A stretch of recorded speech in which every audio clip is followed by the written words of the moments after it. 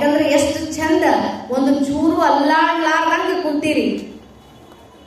ಸೋಮಾರಿತನ ಅನ್ನೋದು ಬಹಳ ದೊಡ್ಡ ರೋಗ ರೀ. ಅದು ಯಾವತ್ತೂ ಬರಬಾರದು, ಅದಕ್ಕೆ ಯಾವತ್ತೂ ನಾವು ಆಶ್ರಯ ಕೊಡಬಾರದು. ಹಿಂಗ ಒಂದು ಊರಾಗ ಒಬ್ಬ ಬಹಳ ಸೋಮಾರಿ ಅಂದ್ರೆ ಬಹಳ ಸೋಮಾರಿ ಇರ್ತಾನ. ಮನಿಗೆ ಊರಿಗೆ ಎಲ್ಲರಿಗೂ ಬೇಡ, ನಾವು ಹಸು ಆತಂದ್ರೆ ಮನೆಗೆ ಹೋಗೋದು, ಉಣ್ಣೋದು, ಮಕ್ಕಳೋದು. ಒಂದು ಕೆಲಸ ಇಲ್ಲ, ಬಗೆಸಿಲ್ಲ, ಏನೇನೇನೇನೋ ಚಿಂತಿಲ್ಲ. ಅಷ್ಟು ಸೋಮಾರಿ ಅಂದ್ರೆ ಸೋಮಾರಿ, ಕೆಲಸನ ಮಾಡಕ್ಕಲ್ಲ. ಹಿಂಗಿದ್ದಾಗ ಮನೆಯವ್ರಿಗೆ ಬೇಸರ ಆತು, ಊರವ್ರಿಗೆ ಬೇಸರ ಆತು, ಎಲ್ಲಾರು ಕೂಡಿ ಅವನು ಊರಿಂದ ಹೊರಗೆ ಹಾಕಿ ಬಿಡ್ತಾರ. ಹೊಟ್ಟೆ ಚೂರ ಅಂದ್ರೆ ದುಡಿಬೇಕು ಅನ್ನತಕ್ಕಂಥ, ಕೆಲಸ ಮಾಡಬೇಕು ಅನ್ನತಕ್ಕಂಥದ್ದು ಬರ್ತತೇನೋ ಅಂತ ಹೇಳಿ. ಆದ್ರ ಆತ ಊರಿಂದ ಹೊರಗಾದ, ಊರವರೆಗಾದ, ಹೊಟ್ಟೆ ಹಸಿತು. ನಡ್ಕೊಂಡ ಬಹುದೂರ ಹೋಗಿದ್ದ, ಹೊಟ್ಟೆ ಹಸಿತು. ಏನ್ ಮಾಡೋದಿಲ್ಲ. ಮುಂದೆ ಒಬ್ಬ ಗೌಡ್ರ ಹಣ್ಣಿನ ತ್ವಾಟ ಇತ್ತು. ಆ ತ್ವಾಟ ಮಕ್ಕ ಗಿಡದ ತೆಳಗ ಮಕ್ಕೊಂಡ. ಗಿಡದಾಗ ಎಷ್ಟು ಚಂದ ಚಲೋ ಪಕ್ವವಾದ ಹಣ್ಣುಗಳಿದ್ದು ಹರಕೊಂಡು ತಿನ್ನಾಕ ಬ್ಯಾಸರವನಿಗೆ ಅಟ್ಟ ಸೋಮಾರಿ ಇದ್ದವ. ಗಿಡದ ತೆಳಗ ಮನ್ಕೊಂಡ. ಇನ್ನೇನು ಗಾಳಿ ಬೀಸ್ತದ, ಹಣ್ಣು ಬೀಳ್ತದ, ಬಾಯಿಯಾಗ ಬೀಳ್ತದ, ತಿನ್ಬೇಕಂತ ಮನ್ಕೊಂಡ. ನೋಡ್ರಿ ಸೋಮಾರಿಗಳು ಹೆಂಗಿರ್ತಾವ. ಗಿಡದಾಗಿನ ಹಣ್ಣು ಉದುರಿ ಅವನು ಬಾಯಾಗ ಬೀಳ್ಬೇಕಂತ ಅವಾಗ ತಿನ್ಬೇಕಂತ ಗಿಡದ ತೆಳಗ ಆರಾಮ ಮಕ್ಕೊಂಡ. ಅವ ಅನ್ಕೊಂಡಂಗ ಗಾಳಿನೂ ಬೀಸ್ತು, ಹಣ್ಣು ಬಿತ್ತು, ಆದ್ರೆ ಬಾಯಿಗೆ ಬೀಳಲಿಲ್ಲ, ಎದಿನ್ಯಾಗ ಬಿತ್ತು. ಎದಿನ್ಯಾಗ ಬಿದ್ದಿದ್ದ ಹಣ್ಣು ತಗೊಂಡು ಬಾಯಿ ಇಟ್ಕೋಬಹುದಾಗಿತ್ತು. ಅಟ್ಟ ಸೋಂಬೇರಿ ಅವ. ಇನ್ನೊಮ್ಮೆ ಗಾಳಿ ಬೀಸ್ತದ, ಅದು ಬಾಯಿಗೆ ಬರ್ತದ, ತಿಂದ್ರಾತು ಅಂತ ಮಕ್ಕೊಂಡ. ಹಿಂಗ ಸಂಜಾತು, ಕತ್ಲಾಗತ್ತಿತ್ತು. ಅದ್ಯಾನ ಗಾಳಿ ಬೀಸ್ಲಿಲ್ಲ, ಬಾಯಿಗೆ ಬರಲಿಲ್ಲ, ಇವೇನ್ ತಿನ್ಲಿಲ್ಲ. ಹ್ಯಾಂಗ ಮಾಡೋದಂತ ಸುಮ್ಮ ಮಕ್ಕೊಂಡಾನ. ಅದ ದಾರಿಯೊಳಗ ಒಬ್ಬ ಕುದುರೆ ಮ್ಯಾಲ ಕುತ್ಕೊಂಡ ಹೊಂಟಿದ್ದ. ಇವ್ ಮನ್ಕೊಂಡವ ಕರಿತಾನ ಅವನ್ನ, ಯಪ್ಪ ಈ ಹಣ್ಣೇನ ಎದಿನಾಗ ಹಣ್ಣು ಬಿದ್ದದಲ್ಲ, ಅದು ಒಂಚೂರ ತೆಗೆದು ಬಾಯಿಗೆ ಇಡಬಾರಪ್ಪ ಅಂತ. ನೋಡಿವ ಹಣ್ಣು ಅವನ ಹತ್ಯಾಕದ, ಬರೀ ಎದಿ ಮ್ಯಾಗಿನ ಬಾಯಿ ಇಟ್ಕೊಳ್ಳೋದದ. ಅವನ ಕರೀಲಿಕ್ಕತ್ತ ನಾವು ಹಾದಿ ಮೇಲೆ ಹೋಗವನ್ನ. ಸ್ವಲ್ಪ ಈ ಎದಿ ಮ್ಯಾಗ ಏನ್ ಹಣ್ಣು ಬಿದ್ದದಲ್ಲ ಅದನ್ನ ಸ್ವಲ್ಪ ತೆಗೆದು ಬಾಯಾಗ ಇಡಬಾರಪ್ಪ ಅಂತ ಅವ ಅಂತಾನ. ಯಾಕ ನಿನಗೇನಾಗೈತಿ ಅಂದವ. ನಾ ತಂದ ನೀನು ಬಾಯಾಗ ಇಡುದ, ನಿನಗೇನಾಗೈತಿ ಅಂದವ. ಅವಾಗ ಇವ ಮಕ್ಕೊಂಡಾಗ ಏನಂತಾನ, ಏನ ಭಾಳ ಸೋಂಬೇರಿದ್ದೀನಲ್ಲಿಗ, ಅದನ್ನ ತಗೊಂಡ ಬಾಯಾಗ ಇಟ್ಕೊಳಕ ಅಭ್ಯಾಸ ಇರದ ನನಗ, ಒಂದ್ ಸ್ವಲ್ಪ ಬಾಯಾಗ ಇಡಬಾರಪ್ಪ ಅಂದ. ಅವಾಗ ಅವ ಅಂತಾನ, ನೀ ಎಷ್ಟು ಸೋಂಬೇರಿದಲ್ಲ, ನಿಮ್ಮ ಅಪ್ಪದಿನ ಅಂದವ. ನಮ್ಮ ಊರ ಹಿಂದ ಹೋಗೈತಿ, ಇಳಿದು ಬ್ಯಾಸರ ಬಂದು ಹಂಗ ಇಲ್ಲಿ ತನ ಬಂದೀನಿ, ಇನ್ನ ಎಲ್ಲಿ ತನ ಹೋಗ್ತೀನೋ ಇಲ್ಲೋ. ನೋಡ್ರಿ ಸೋಮಾರಿಗಳ ಕೆಲಸ. ಯಾವಾಗಲೂ ಲವಲವಿಕೆಯಿಂದ ಇರಬೇಕು, ಯಾವಾಗಲೂ ಖುಷಿ ಖುಷಿಯಾಗಿರ್ಬೇಕು. ನಗಾಕೇನ್ ರೊಕ್ಕ ಬೀಳ್ತವ? ಎಲ್ಲರ ಜೊತೆ ಖುಷಿಯಿಂದ ನಕ್ಕೊಂತ ಮಾತಾಡಕೇನ್ ರೊಕ್ಕ ಬೀಳ್ತವ? ಹಣಿಗೆ 16 ಗಂಟೆ ಹಾಕೊಂಡಿರ್ತಾರೆ. ಅರ್ಯಾಂದ ಚಪ್ತನ ಬಿಚ್ಚಿದ್ರು 1 ಗಂಟು ಬಿಚ್ಚುದಿಲ್ಲ. ಒಬ್ಬೊಬ್ರು ಇರ್ತಾರೆ. ನಿಮ್ಮಲ್ಲಿ ಯಾರು, ನಿಮ್ಮೂರಾಗ ಯಾರು ಇರ್ಲಾಕಿಲ್ಲ, ನಮ್ಮ ಕಡೆ ಅಂತ. ಏನಾರ ಕೆಲಸ ಆಗ್ಲಿಲ್ಲ, ಗಂಡ ಹೇಳಿದ್ದು ತಂದು ಕೊಡ್ಲಿಲ್ಲ, ಅತ್ತೇನಾರ ಅಂದಿದ್ಲು, ನೋಡ್ಬೇಕು ಅವ್ರ ಮಕ್ಕ. 16 ಗಂಟೆ ಬಿದ್ದಿರ್ತಾವ, ನೋಡ್ಬೇಕವ್ವ, ಬಿಡಿಸಿರ ಬಿಡ್ಕು.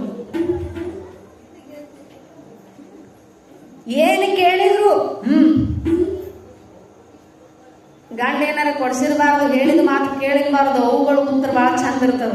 ಅಡಿಗೆ ಮನೆಯಾಗ ಬಾಂಡೆಗಳು ಬೀಳುತ್ತಿರ್ತಾವು. ಮತ್ತ ಇವ ಏನಾರ ಹೊರಗಿಂದ ಏನಾರ ಕೇಳ್ಬೇಕು, ಕೆಲಸ ಆತನಂತ ಕೇಳ್ಬೇಕು, ಬರ್ತೀಯನಂತ ಕೇಳ್ಬೇಕು. ಒಳಗ ಹಾಗೆ ಉತ್ತರ ತಿಳ್ಕೊಂಡ್ಬಿಡ್ಬೇಕವ. ಯಾಕೋ ಇದು ಗಾಳಿ ಬ್ಯಾರೆ ಕಡೆ ಜಗ್ಗಾಕತ್ತೈತೆ ಅಂತ ಹೇಳಿ. ಅದಕ್ಕ ಆದ್ರೂ ಸಹಿತ ಅಪ್ಪಗಳಿಗಿಂತ ಅವುಗಳು ಬಹಳ ಲವಲವಿಕೆ ಇರ್ತಾರೆ. ಯಾಕಂದ್ರೆ ಅವ್ರ ಕೈಯಾಗ 24 ಗಂಟೆ ಕೆಲಸನೇ ಇರ್ತೈತಿ. ಮನ್ಯಾಗಿನ ಕೆಲಸ ಹರಿದೇ ಇಲ್ಲ ಅವ್ರಿಗೆ. ಅವ್ರು ಯಾವಾಗ್ಲೂ ಓಡಾಡ್ಕೊಂಡಿರ್ತಾರ. ಕೈ ಕಾಲುಗಳು ನೋಡ್ರಿ ನೀವು, ಹೆಚ್ಚಾನ ಹೆಚ್ಚ ಲಕ್ವಾ ಹೊಡಿದಾಗ್ಲಿ, ಹಾರ್ಟ್ ಅಟ್ಯಾಕ್ ಆಗೋದಾಗ್ಲಿ, ಮತ್ತ ಏನೋ ರೋಗಗಳು ಬಂದ್ರು ಸುಮ್ಮ ಕೂತವ್ರಿಗೆ ಹೆಚ್ಚು ಬರ್ತಾವು. ಇವು ಓಡಾಡ್ಕೊಂಡಿರೋರು ಒಟ್ಟ ಬರೋದು. 24 ಗಂಟೆಗೆ ಒಬ್ಬರು ಸಿಕ್ಕರ ಸಾಕು, ಅವ್ರ ಜನ್ಮ ಜಾಲಾಡ್ಬಿಡ್ತಾರ ಅವುಗಳು. ಇಡೀ ಜನ್ಮ ವಂಶನ ಅಷ್ಟು ಮಾತಾಡ್ತಾರ. ಎಷ್ಟು ಖುಷಿ ಖುಷಿಲೇ ಇರ್ತಾರ. ಅದ ಅವರನ್ನ ಆರೋಗ್ಯವಾಗಿಡುತ್ತದೆ. ಏನು ಒಂದ ಎರಡ ಕೆಲಸ ತಿಥಿ ಬರಲಿ, ಮತಿ ಬರಲಿ, ಸತ್ತಲ್ಲಿ ಬರಲಿ, ಕೆಟ್ಟಲ್ಲಿ ಬರಲಿ, ಜಾತ್ರೆ ಬೇರೆ, ಕೇಕ್ ಬರಲಿ, ಎಲ್ಲದಕ್ಕೂ ಅವುಗಳ ಮುಂದೆ ಇರಬೇಕ. ಅಷ್ಟ ಯಾಕೆ ಸಾವಿಂದ ಬಂದ ಹುಡುಗ ಬಾಗಲೆದುರಿಗೆ ಅಪ್ಪ ಕೂತಿದ್ದಂದ್ರ ಅವ ಅಪ್ಪನ ಮಾತಾಡ್ಸಂಗಿಲ್ಲ, ಅವನಂತ ಕೌಡೋಕತ್ತದ.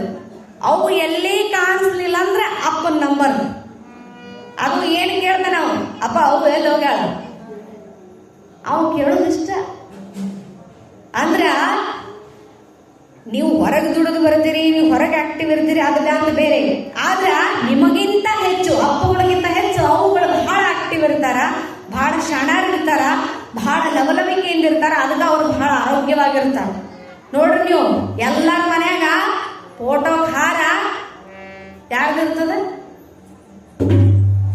ಯಾರ್ದಿರ್ತದ? ಅಪ್ಪುಗಳದ ಇರ್ತದ. ಯಾಕಂದ್ರ ನಿಮ್ಮನ್ನೆಲ್ಲಾ ಮುಗಿಸ್ಕೊಂಡು ಸಂಸಾರದ ಜಂಜಾಟ ಎಲ್ಲಾ ತಲೆಯಾಗ ಹಾಕೊಂಡು ಟೆನ್ಷನ್ ಮಾಡ್ಕೊಂಡು ದುಡಿದು ನಾಳೆ ಏನು ಮಾಡೋದು, ಇವ್ರಿಗೇನು ಕೊಡುದು, ಹಿಂಗೆಲ್ಲ ಟೆನ್ಷನ್ ಮಾಡ್ಕೊಂಡು ಇರ್ಲಾರದ ರೋಗ ಬರೆಸ್ಕೊಳ್ಳೋರು ಅವ್ರ. ಹಂಗಾಗಿ ದಯವಿಟ್ಟು ಯಾವುದೂ ನಿಮ್ಮ ಕೈಯೊಳಗಿಲ್ಲ, ಎಲ್ಲ ಭಗವಂತನ ಲೀಲೆ. ಅವ ಹೆಂಗ ಆಡಿಸ್ತಾನ, ಹೆಂಗ ಇಡ್ತಾನ, ಅದಕ್ಕೆ ನಾವು ಹೊಂದಾಣಿಕೆ ಮಾಡ್ಕೊಂಡು ಹೋಗ್ಬೇಕಷ್ಟ. ಅವ ಏನಾರ ಚಲೋ ಬೆಳಿಲಿ, ಇವ ಏನಾರ ಚಲೋ ಗಳಿಸಲಿ, ಅದನ್ನ ತಲೆ ಕೆಡಿಸ್ಕೋಬೇಡ್ರಿ. ನಿಮಗ ಕೊಟ್ಟದ್ರೊಳಗ, ನಿಮಗೆ ಇದ್ದದ್ರೊಳಗ ನಿಮ್ಮ ಕೈಲಿ ಎಷ್ಟು ಸಾಧ್ಯ ಆಗ್ತದ ಅಷ್ಟನ್ನ ಸಂತೋಷವಾಗಿ ಅನುಭವಿಸಿ ಈ ಲೋಕದಿಂದ ನಾವು ಹೋಗ್ಬೇಕು.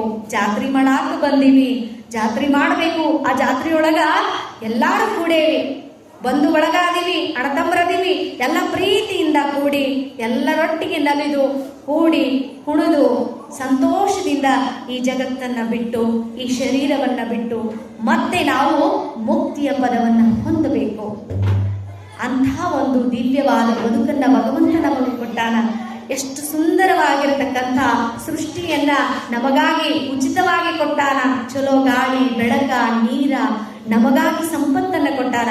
ಅದನ್ನ ಯಾವತ್ತೂ ನಾವು ಹಾಳು ಮಾಡ್ಲಾರ್ದಂಗ ಶರೀರ ಸಂಪತ್ತನ್ನ ಬಹಳ ಚಂದ ಇಟ್ಟುಕೊಂಡು ಅದಕ್ಕೆ ಎಷ್ಟು ಬೇಕೋ ಅಷ್ಟು ಹಾಕಿ ಅದನ್ನ ಬಹಳ ಚಂದ ಇಟ್ಕೋಬೇಕು. ಶರೀರಕ್ಕ ಶೃಂಗಾರ ಮಾಡಿದಾಗ ಬಹಳ ಚಂದ ಕಾಣಿಸ್ತದ ಅಂದ್ರೆ ಅದು ಆರೋಗ್ಯವಾಗಿತ್ತಂದ್ರೆ ಅಷ್ಟ ಚಂದ ಕಾಣಿಸ್ತದೆ. ಇರ್ಲ ಸಲ್ಲದ ಚಟಗಳನ್ನ ಮಾಡಿ, ಅನ್ನ ಹಾಕೋ ಬದಲು ಮತ್ತಿನ್ನೇನೋ ಹಾಕಿ, ನೀರು ಕುಡಿಯೋ ಬದಲು ಇನ್ನೇನೋ ಕುಡಿದು, ಒಳಗಿರ್ತಕ್ಕಂಥ ಕರುಳುಗಳು, ಒಳಗಿರ್ತಕ್ಕಂಥ ನಮ್ಮ ಮಷೀನ್ ಕೆಟ್ಟ ಹೋತು ಅಂದ್ರೆ ಅದು ತನ್ನ ಕೆಲಸ ಬಂದ್ ಮಾಡಿತು ಅಂದ್ರೆ ನಮ್ಮ ಕೆಲಸ ಇಲ್ಲಿ ಮುಗ್ದಂಗ.